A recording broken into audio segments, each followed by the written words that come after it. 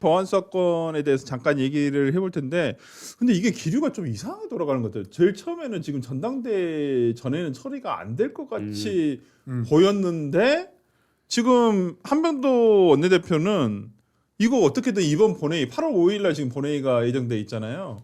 이거 그때 다 처리하겠다라는 식으로 지금 얘기가 분위기가 전면 지금 폐지로 흘러나오고 가닥을 잡은 것 같아요. 그러니까 오늘 김영진 의원도 나와서 하는 얘기는 개인적으로는 보안 사건 유지든 뭐 이런 부분에 보완할 수 있는 방법에 대해서는 개인적으로는 찬성하지만 지금 당에 어찌 보면 큰 기류는 1차 정확하게 이 얘기를 쓰더라고요. 1차 당론은 완전 폐지로 이미 정해졌다. 이렇게 얘기를 하더라고요. 정확하게. 당론을 그렇게 1차, 2차 나누기도 하는군요. 새로 알았습니다. 아니 그 자기들 마음대로야. 이게 당론이 아니다라고 했다가 지금 너무 여론을 호도하려고 하는 거 아닌가라는 국민을 속인 거예요. 국민을 속인 거죠. 장영기 사건이 터졌을 때는 잠시 소나기를 피해가기 위해서 뭐 전문가 토론회도 열고 수기하는 것처럼 보이는 행동을 했잖아요. 근데 이제 그 장영기 사건이 조금 이제 다른 국면을 맞이하고 있고 그런 상황에서 본인들의 전당대회 여론을 신경 쓰지 않을 수 없으니까 지금 원내 지도부가 빠르게 지금 그냥 결정을 한 것으로 보여져요. 결국에는 이 많은 국민의 여론, 전문가들의 의견보다는 다 강성 당원들의 목소리를 더 반영하려는 게 아닌가. 그래서 민주당이 누차는 거 있잖아요.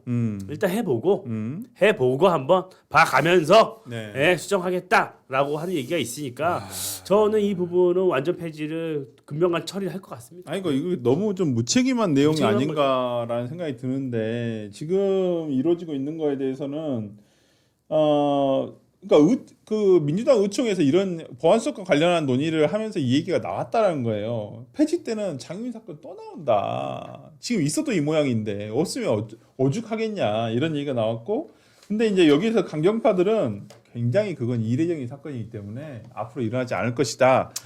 이렇게 얘기를 하고 있어요. 근데 여기와 관련해 가지고 유승익 명지대 법학교 교수가 검찰이 피해자 보호를 명분으로 보안 사건을 요구하고 있지만은 속내가 피해자 보호가에 있는 것 같지가 않다.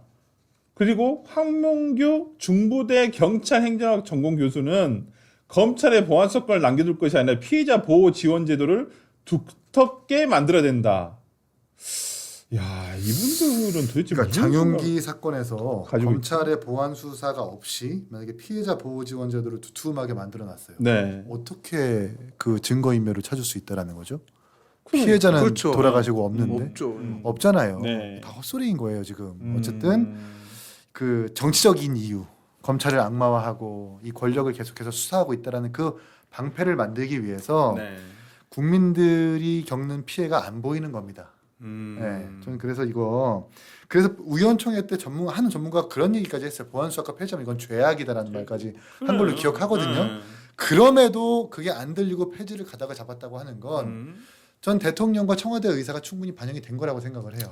이게 대통령이 지금 재판도 멈춰 있지만 수사도 멈춰 있거든요. 특히 정자동 그 호텔 특혜와 관련해서도 멈춰 있고 권순일 대법관 관련해서 재판 거래인가 뭐 여기저기 지금 뭐 수사가 많이 멈춰 있거든요. 그런 걸 아마 이유로 검찰의 수사를 완전히 없애버리고 말 잘 듣는 해안부 산하에 경찰을 뭔가 휘하에 두려고 하는 그런 정치적 의도가 있는 것은 아니냐.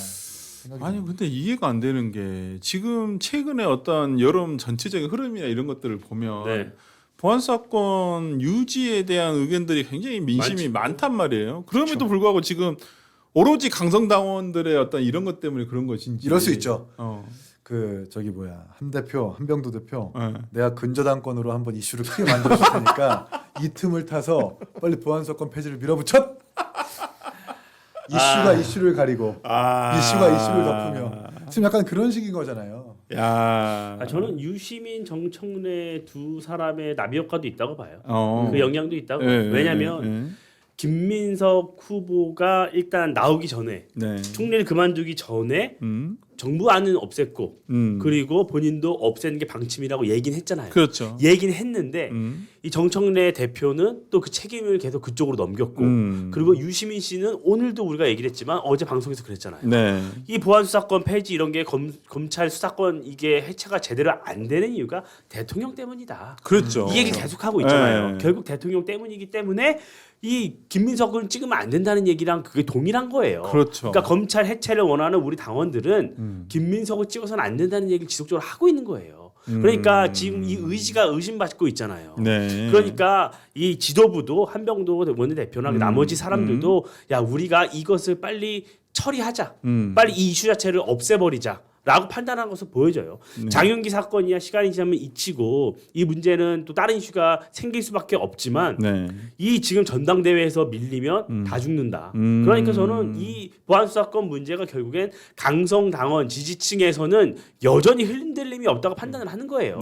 그리고 여론조사 꽃에서 나온 그 조사 결과에서도 보안수사권 전면 폐지 안 된다는 여론이 높았어요. 네. 높았지만 민주당은 그 여론을 보지 않는 거예요. 그 여론은 그냥 우리가 정책 결정에 참고해야 될 여론이 아닌 거죠. 네. 특히나 전당대회가 몰려 있으니까.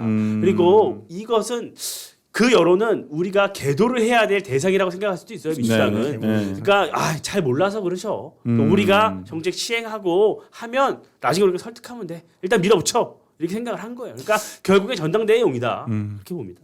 전당대용으로 이런 중차대한 문제를 써야 되는지 그리고 이제 보안수사권 문제가 그렇게 또 검찰의 어떠한 그 폐지와 더불어서 솔직히 그렇게 중요한 문제는 아니거든요. 이미 솔직히, 수사 기소 다 분리됐는데. 예, 이미 제가 봤을 때는 보안수사권은 네. 굉장히 지엽적인 그렇죠. 도구예요. 네. 근데 마치 민주당은 이 보안수사권이 뭐 대단한 특혜인 양 보안수사권 있으면 수사 개시 할 수 있다고 주장을 하더라고. 지금 어이가 없어가지고 어떻게 그게 돼? 수사권이 없는데 어떻게 보안수사권 가지고 수사를 합니까? 그 말도 안 되는 얘기지. 그러니까 자기들은 그 얘기도 하더라고.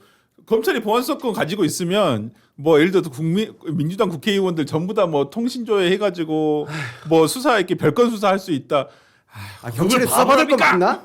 아니, 그래서 얘기하잖아요. 보안수사권 민주당만 빠진 그 법안을 한번 만들어 보시라. 진지하게. 그것도 그러면 아니 차라리 네. 그러면 그 그쵸. 사람들은 동의할 수도 있어. 맞아요. 선출직 국회의원들은 네. 보안수사권에서 제외되며 네. 일반 국민들은 해당 허용이 된다. 아니, 이런 식의 하면 선출직이 법안 한 번만 만들어 보면 당적이 민주당이 이런 거잖아요. 그럴 수 있죠. 그럴 수 있죠.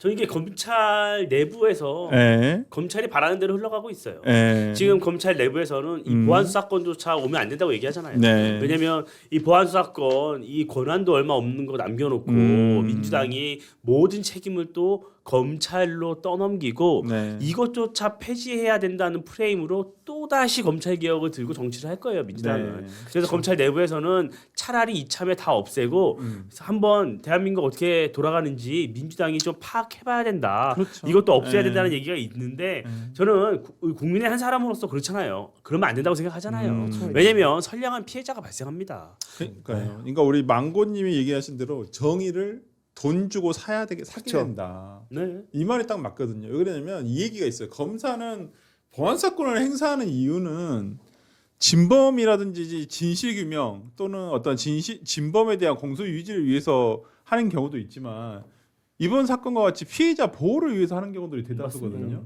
그러면 예전에는 우리가 낸 세금으로 검사들이 공무원인 검사들이 피해자 보호를 위해서 해주던 것을 이제는 변호사를 돈이 없으면 선임해서 안 되는 거죠.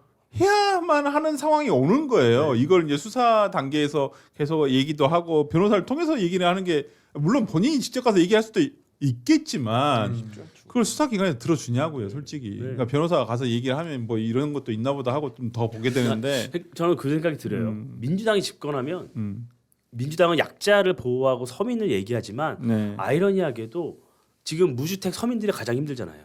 그렇죠. 집을 더 못 사고 있잖아요. 근데 그분들은 그리고 다 민주당 전월세 지지하는 난에 굉장히 힘들어지고 네. 있잖아요. 그리고 집을 사고 싶은 사람들도 못 사고 있고 15억 이하 중저가 주택을 더 사기 힘들어지고 그 가격은 더 뛰고 있단 말이에요. 그러니까 민주당이 집권을 할수록 어려운 경제적으로 어려운 사람들은 더 어려워져요.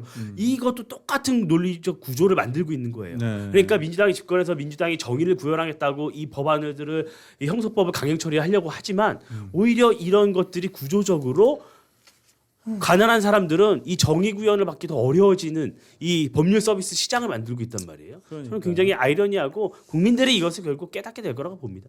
그러니까요. 아 참 걱정이 많은데 참. 근데 법조인분들은 좋아하신다는 얘기가 사실 나오네. 사법의 민영화가 됐다고 오늘 한동훈 대표가 굉장히 적절한 비유를 하셨더라고요. 네. 그렇죠. 아니 검사가 해야 되는 일 변호사가 다 다 해야 되니까 하니까 네, 결국에는 네. 변호사 수익료만 더 올라갈 거고 그렇죠. 그렇죠. 변호사만 논한 거지 뭐. 아니 네. 솔직히 진짜 그래요. 이거 물론 돈이 많으시거나 아주 대형 펌을 선임하시는 뭐 시민들이야 뭐 돈이 많으시니까 그렇게 할 수 있죠. 근데 진짜 이런 피해 같은 경우에 정말 우리가 말하는 것은 피해자 보호라는 것은 소위 말하는 정말 약자 사회적 네, 약자를 사회적 얘기하는 약자예요, 거잖아요. 그렇죠. 그분들이 어떻게 그렇게 할 수가 있겠습니까? 이제 그러면 이제 김용민 의원 같은 사람은 그렇게 얘기하지.